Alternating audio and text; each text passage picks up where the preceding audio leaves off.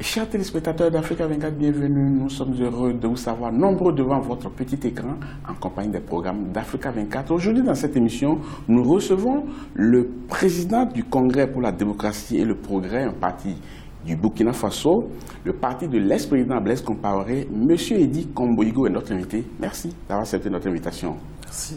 Après l'insurrection qui a mis fin à cette année du pouvoir du président Blaise Compaoré, le Burkina Faso vit une nouvelle ère avec le président Roch Kaboré. Le pays va-t-il mieux aujourd'hui? Je ne crois pas. Après 3 ans ou 4 ans aujourd'hui, le pays est vraiment dans une situation, tout est au rouge. L'économie est au rouge, sur le plan social, ça ne va pas. Et puis, sur le plan industriel, les entreprises se ferment. Le climat politique est crispé et nous avons encore la difficile situation que nous vivons, l'insécurité.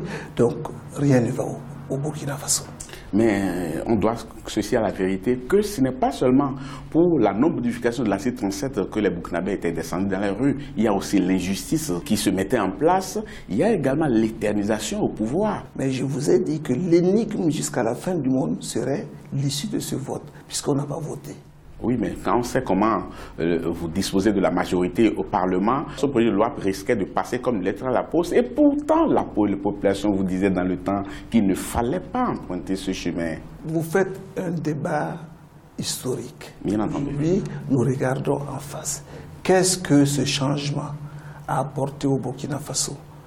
Que la loi ait été votée ou n'ait pas été votée, si c'est un changement qualitatif, nous avons été d'accord avec eux pour qu'il y ait un changement qualitatif. Il y a eu une transition, il y a eu des élections où nous avons été injustement exclus. Alors, s'ils avaient raison, aujourd'hui, on aurait vu le changement qualitatif, mais force est de constater que c'est une vraie descente aux enfers. En tout cas, vous parlez de descente aux enfers. Il faut reconnaître quand même qu'il y a des mouvements de protestation qui rythment désormais la vie sociopolitique au Burkina Faso depuis 2014. Et même en fin novembre dernier, on a vu les populations danser dans les rues pour décrier la cherté de la vie. Bien sûr. Comment est-ce que vous avez vécu on ce ne débat? peut pas comprendre qu'au moment où le cours du pétrole diminue, on augmente le prix de l'essence au Burkina Faso. Les populations ne peuvent pas savoir. Pour des gens qui sont venus pour dire que c'est un parti sociodémocrate qui doit rendre la vie moins chère, et ceux qui sont sortis, ceux qui croyaient en leur bonne foi, se sont rendus compte que ça n'est pas le résultat. Ou ils ont menti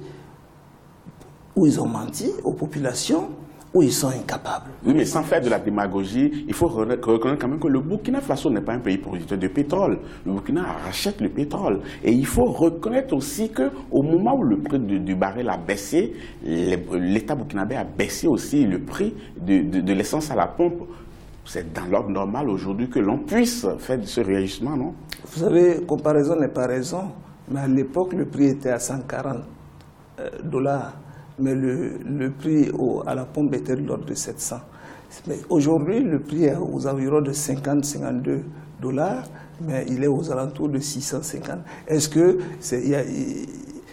on doit diminuer ou augmenter? Il y a une rationalité dans cela.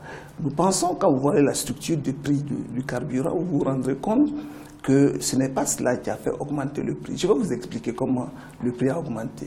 L'État burkinabé subventionne le carburant pour la société d'électricité du Burkina. Et chaque année, il y a près d'une vingtaine de milliards de subventions à ces sociétés. Bien plus que ça même. Hein. Alors, même plus que ça. Et la société est très endettée aujourd'hui. Voilà.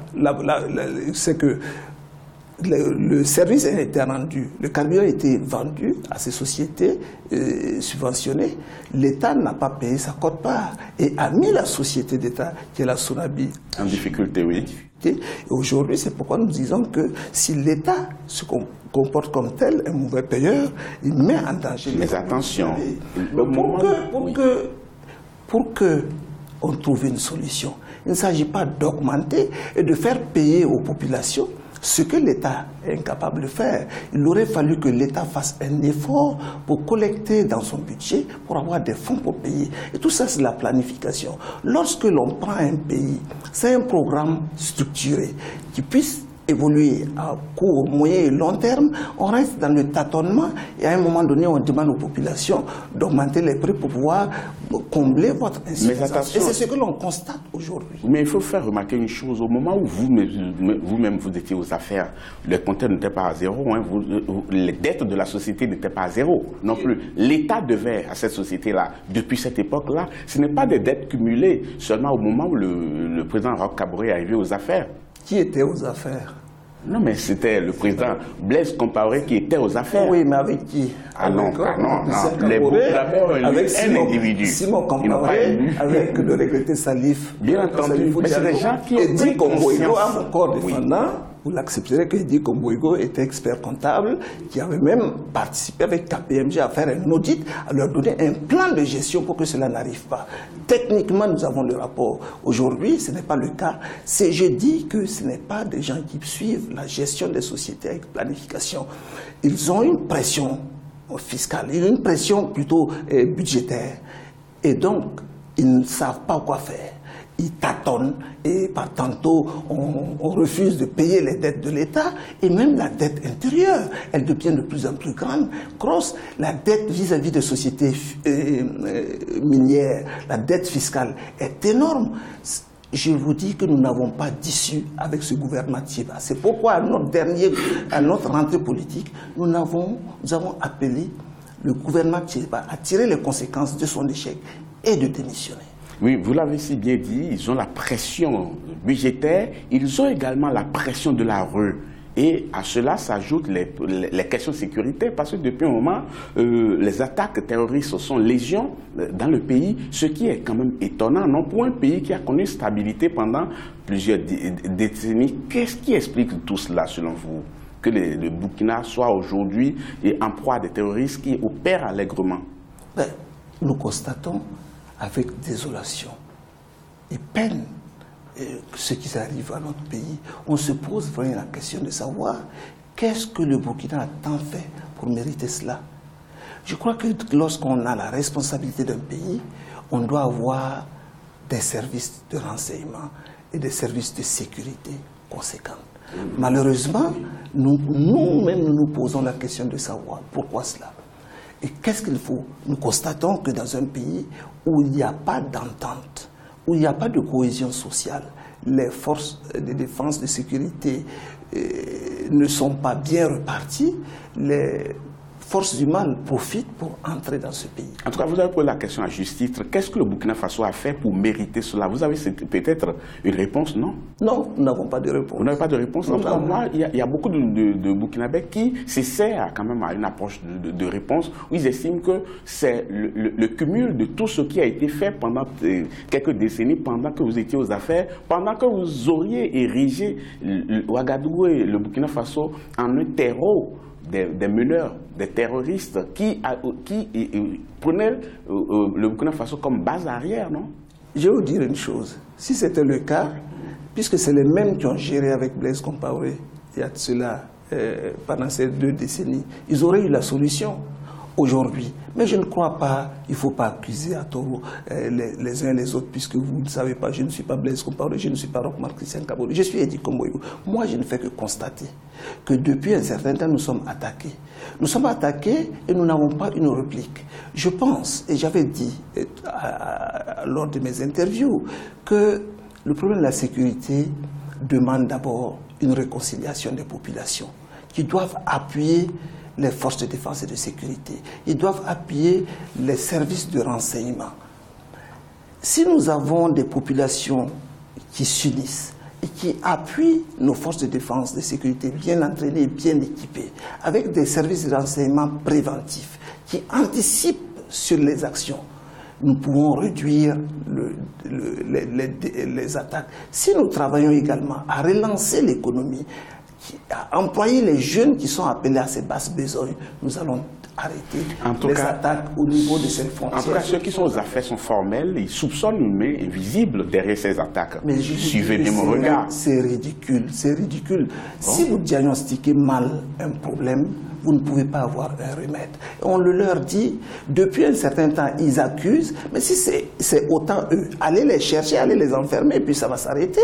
Mais parce que ils ne sont mais c'est pas... ce qu'ils ont en train de faire, seulement que ces mains invisibles se cachent derrière une nouvelle nationalité qu'ils ont acquise. Ou bien on les connaît, ou on ne les connaît pas. Oui, mais on dit clairement qu'on les connaît. Et on aimerait bien quand même leur mettre la main dessus. Mais ces pseudo... Mais attendez, si invisibles là se cachent derrière une pseudo-nouvelle nationalité. Suivez bien mon regard. Non, je pense que si c'est le cas, il n'y a pas de regard à suivre. Et le courage de vos opinions, et je vais vous répondre. Oui, oui, bien entendu que pour la gouverne de nos téléspectateurs, nous parlons de cette main invisible parce que l'exécutif aujourd'hui... C'est de qui vous parlez, cette main invisible? Mais justement, je dis, l'exécutif actuel soupçonne l'ancien président qui serait, Blaise Compaoré bien entendu, qui serait la main invisible qui...